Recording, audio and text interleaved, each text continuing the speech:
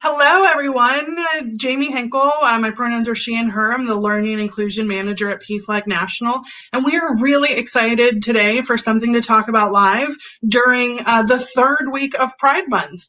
So like always, what I'm going to do is I'm going to bring Jean Marie Nevada in to get us kicked off.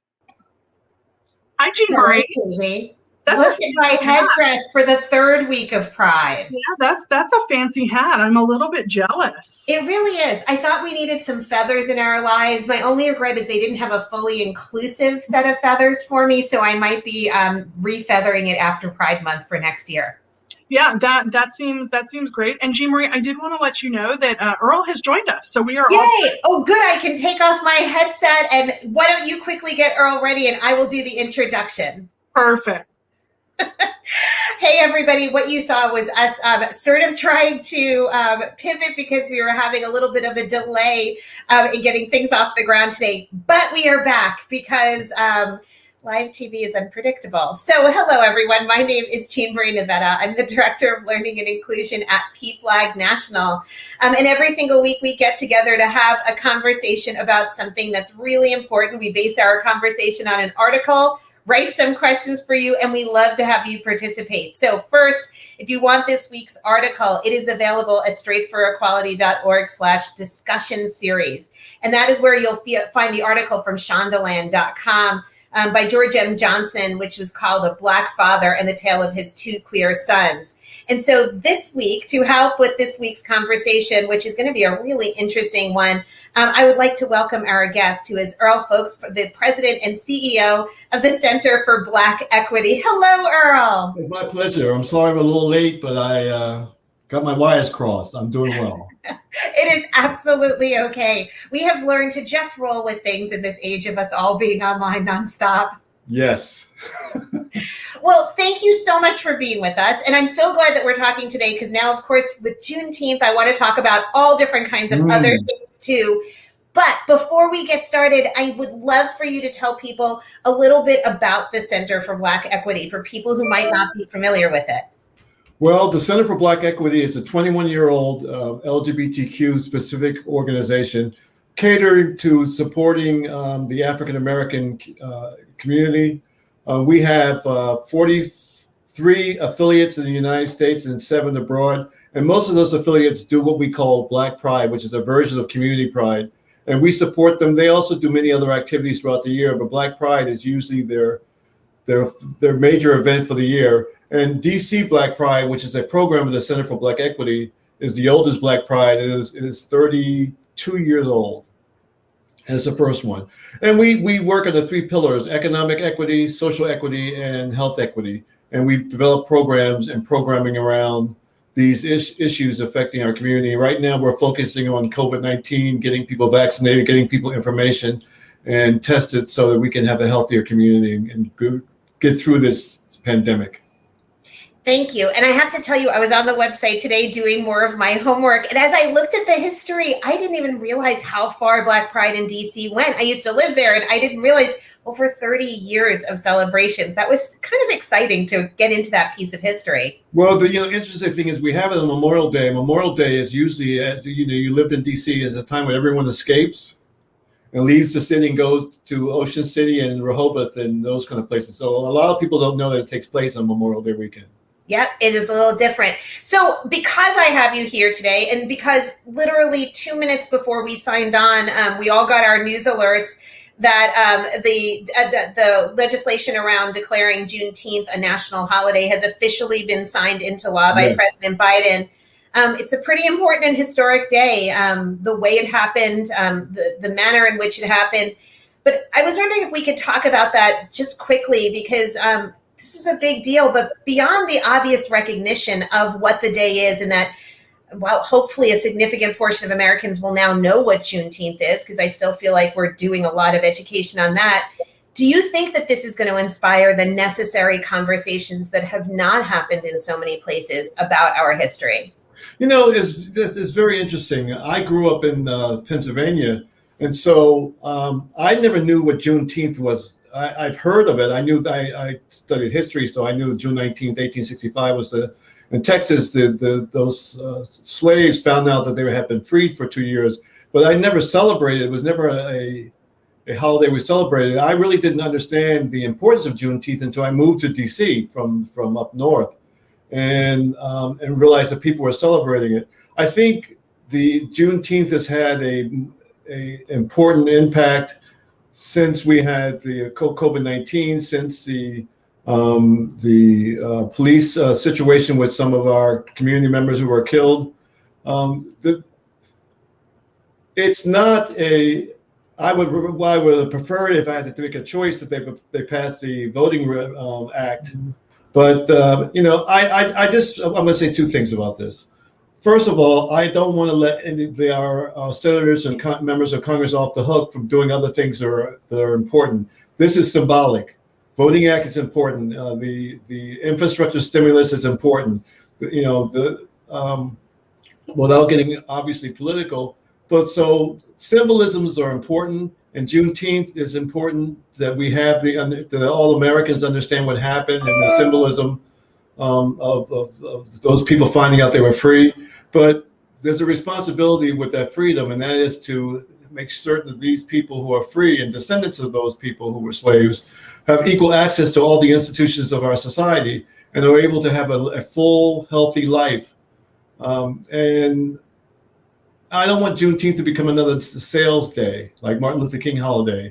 It's a day of sales and becomes commercialized, and people are spending money. And it has to be an opportunity to have, as you say, those difficult discussions and to learn from each other. Because everybody in this country, whether you're Black, you're white, Latino, Asian Pacific Islander, Native American, we all have an interesting story. And we all have a history. We come from different places. One of the great things about this country is that you have all these different people together. We learn from each other. We eat each other's foods. We adopt each other's customs that fit our lifestyles. We need to continue working towards appreciating each other's diversity and what we bring to the table as Americans or as people living in this country. I don't think it could have possibly been said better. The phrase that always comes to my mind is honor people with action. And while this certainly was an action, the Voting Rights Act, the For the People Act would sure be a bigger and more significant one. This cannot be the end of it. So as we move into the conversation that we were sort of planning on having prior to all of these changes happening today, the article that we looked at really was focused on a narrative about a Black gay man and his coming out to his father, between his experience and that of his brother. And so as you looked at that article, did anything in that story resonate with you personally in terms of your coming out, or any of the conversations that you have been participating in with people? Did it feel familiar? Were there themes that were common? Well, of course it feels familiar because we've all had to do this. The coming out story is something we all have to participate in for those of us who are in the LGBTQ space.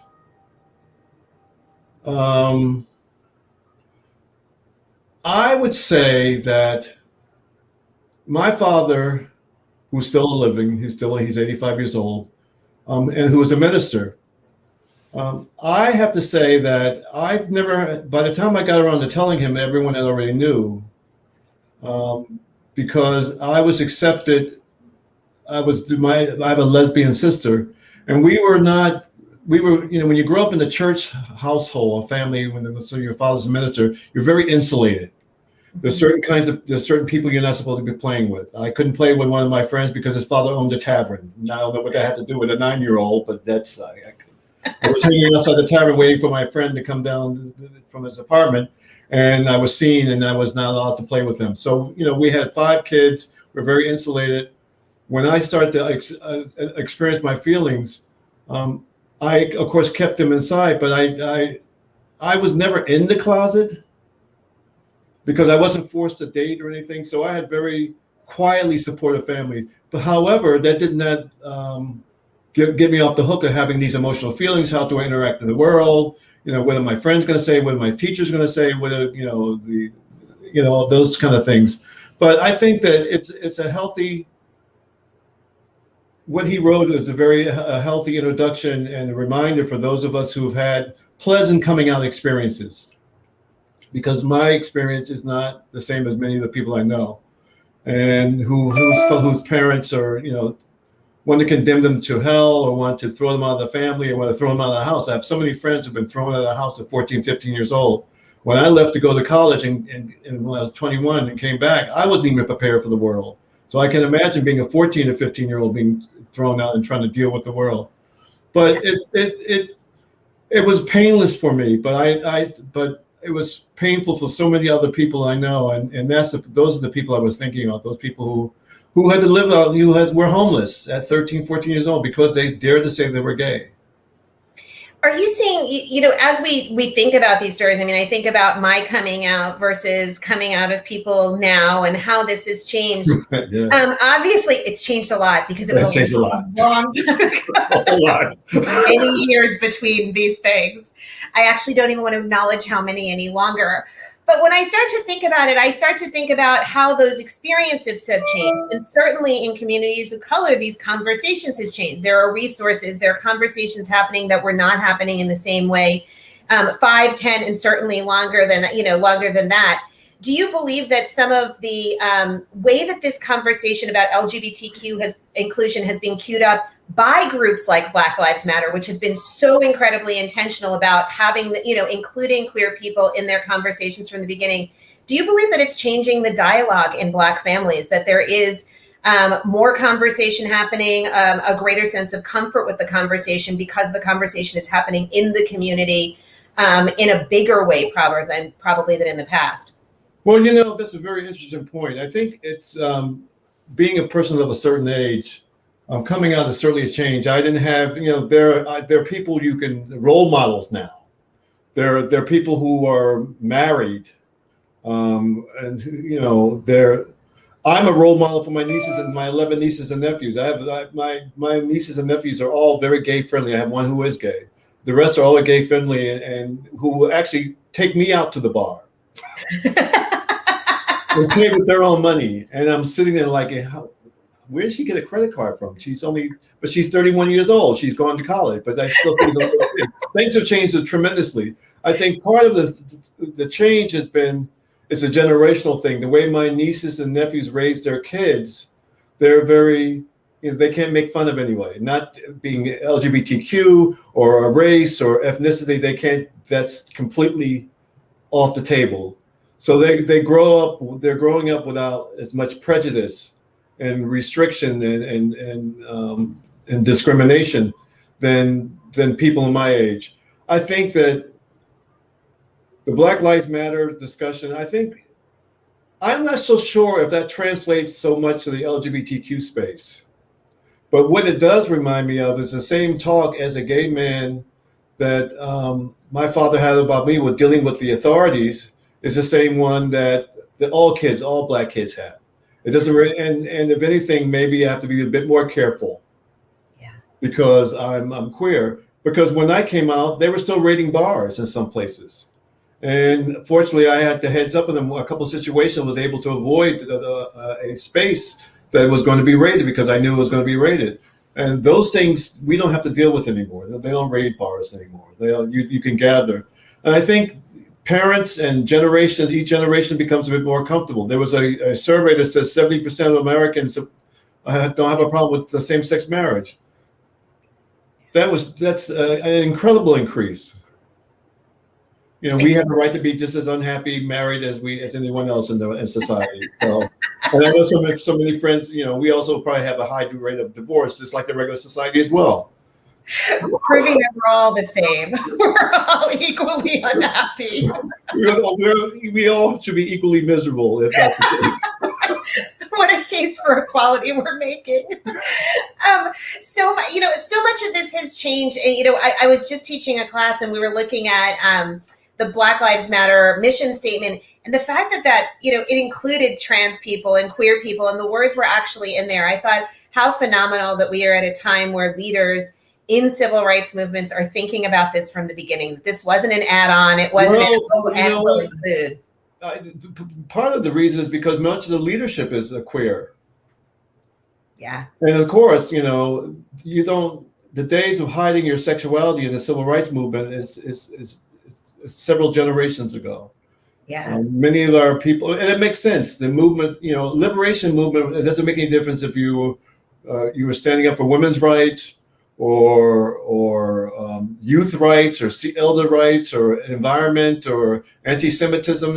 Those are all things that everyone can agree on. Yeah. And so as we think about coming out now, we know that there are still differences in the way coming out looks like for everybody. And those differences often are marked by things like socioeconomics, where we are living, our religion, as you mentioned, being the son of a minister, and race and ethnicity. So as we start getting into the Black community and we think about what young people need to consider when they are coming out, are there any specific things when you're advising young Black people about coming out, given pervasiveness of religion in some places, that they should be thinking about? And is part of that advice not assuming disaster, as many of us in the past sort of assumed that it wasn't going to go well, that there is more acceptance? There's more acceptance, but I think for African Americans, there's a lot of shame attached to coming out and being queer. There's a lot of shame because somehow the parents believe that they did something wrong.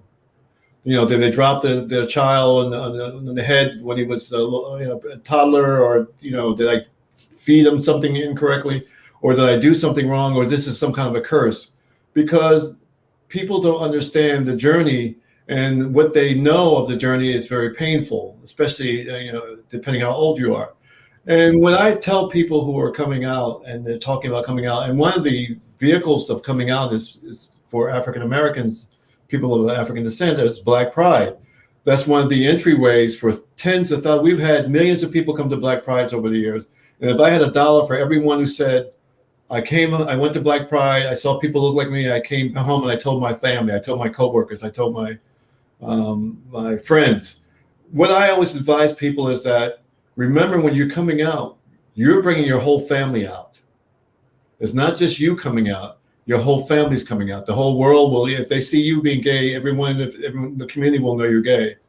And they'll reflect in your family. So you have to consider how they're going to be. Not that they should control what you do, but you have to be considerate and understanding what they're going through. Some things they're not going to understand you coming out. They're not going to understand it, and you have to be patient and educate, not put up with any abuse, but be loving, because you want to treat them the way you want to be treated. Yeah. And you understand this is if it's difficult for you, imagine for them. When I came out, every time I appear on television or something, someone in my family sees it. Yeah. And at this point in my life, no one has any complaints, but it can be a little disconcerting. Well, that's my son. Why is he on television talking about being gay? I didn't know he's gay. And then your neighbors know the neighbors know, and your members of your religious group and whatever. So be patient with the people you're coming out to, is what I tell them. Just like you want them to understand you, you have to understand where they are. And I've seen many, many successful situations where people have been able to bring their families along with them in their journey of coming out and accepting them and going to the same-sex marriage and just living their lives fully. Because the bottom line is that we all want the same things. We want peace, prosperity. We want to have a good job. We want to have a family. We want to travel. We want to do the things everyone, and we all want the same thing. It's nothing, regardless of where you're from, you always want the same thing. And I think it's a little bit more challenging if you're a person of color. It's a little bit more challenging if you are a queer, but it's not insurmountable. And most people who stick with it are very successful. It's funny. When I first started at PFLAG, one of the phrases that I learned right away from a parent was, when kids come out of the closet, often families go in, because the kids have had all this time to figure it out, and now the families need to do their own thing out. And it stuck with me. It really stuck with me. So what you're saying, it makes so much sense that it does take time, and we do need to recognize it is a social event in many ways, because it is influencing not just your family, but the community around you and how then that family will be perceived. That's true. So as we, at PFLAG, because we are families and allies, people are always looking towards what do we do? And I know that one of the things that I've always really struggled with is I feel that there are a lot of stereotypes that we are battling constantly about families of color and people of color in the LGBTQ space. So as we start thinking about what people who seek to be allies to the African American community or to people of color writ large need to do as we get into this LGBTQ space, do you have any suggestions for allies about what they should be learning or better ways to provide support to families or to their friends who are people of color, particularly Black friends, during this time? Because we are not just dealing, I've read so many narratives from different Black activists in the queer space who say, listen, we're not just dealing with queer rights, we're dealing with just being able to live. And that I think is very hard for people to understand. So in terms of getting educated, what are some things that you would tell people to do if they seek to actually be better allies in this space? Because support doesn't look the same for everyone. Well, and allyship is a very important word. I'm an ally to a number of communities. I'm an ally to the transgender community. I'm an ally to the women's community. I'm an ally to many communities. And I practice what I preach. And the fact is that, first of all, before I enter a space, I have to get permission to enter. And secondly, is just because I open my door, because what happens is sometimes we have organizations, and we say, well, we're all men, but we've invited women. We invite them all the time. They never show up. And my response is, have you gone to their space and shown up in their space respectfully and invited them to come to your space? And you bring them to your space. And the same thing goes for organizations like PFLAG. PFLAG is I'm very familiar with it for the many years I've been working in this field. And PFLAG is very important, especially because we oftentimes neglect the parents and what they're going through and the support that they need. And one of the issues for the African American culture is it's not culturally appropriate for many African Americans to stand up in front of strangers and kind of bare their souls, especially if they're living in shame and guilt around their kids being LGBTQ. And that's going to take a little bit of work. I think it's getting better as the words like mental health and counseling and those things have become more natural and more seen as not being stigmatized. But I think there's still a lot of stigma for African American parents to come out and sit in a group of people who they don't know and talk about their queer child. Yeah. However, that should not prevent PFLAG from continuing to reach out and inviting people to come and be participating in your support services, because Black parents need it. And I know there were several instances where there were basically a Black PFLAG chapter in DC and in New York and Brooklyn. And I have had friends who have attended them with their parents, and they were very beneficial. We just have to keep plugging away. But, go to people, invite them.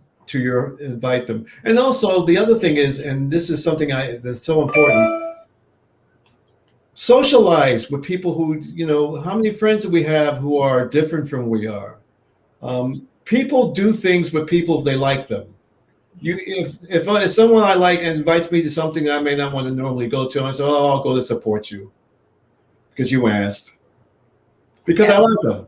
I want them to be successful. And I think that we need to, we put barriers up. Well, they're so different. We're all different.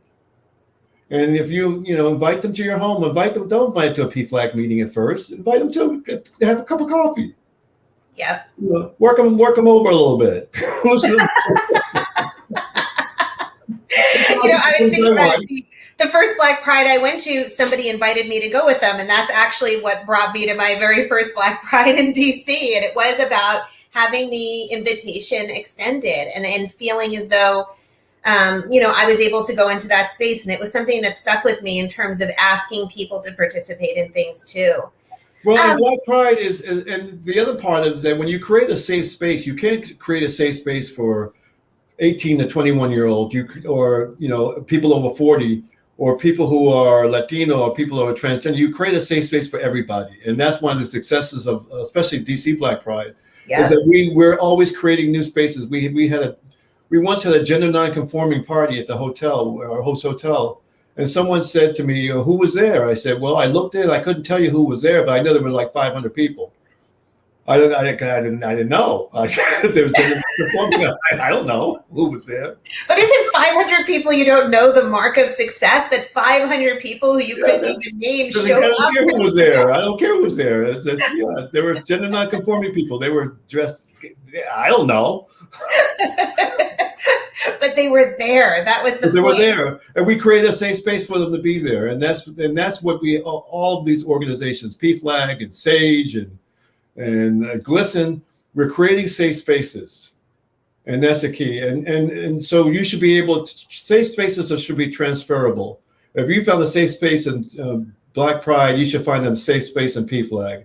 And we just have to work on it, be more cognizant of our behavior and be more inviting and treating people not as we need to have this number because we need the statistics, but because we like people. They're decent people, and you want to be. I like working with people I like. It's fun. It's not work. It never feels like work. It's just easier to be friends with people. Right. I love that. And, it does sort of simplify the idea of how we get to creating these inclusive spaces. So I have one more question for you. Sure. Because I've been thinking about how COVID has changed a lot of what we're doing. I know that we were just talking about this in another context. Last year we saw the Black Queer Town Hall happening, and this year it was the Black Queer Town Hall in STEM, which excited me so much. I thought, how specific is this? This is amazing that it's happening. I mean, out of the worst possible situation, look at what happened. Do you feel like what we learned about each other in COVID, sort of the additional barriers to getting care, the additional barriers to getting culturally competent care, that this is something that has, even though it has been a really terrible experience, that it has educated people about the larger disparities that we are all seeing? Do you think it has made people more cognizant of them, or do you think in some ways it has made people retreat to their own corners and just want to fight for what is theirs? I'm sort of hoping to get this to more community. I think that your premise is correct. I think that COVID, after spending a year alone in my apartment, which I had no problems with, I love my apartment, and I have lots and lots of books, and I have every cable channel available.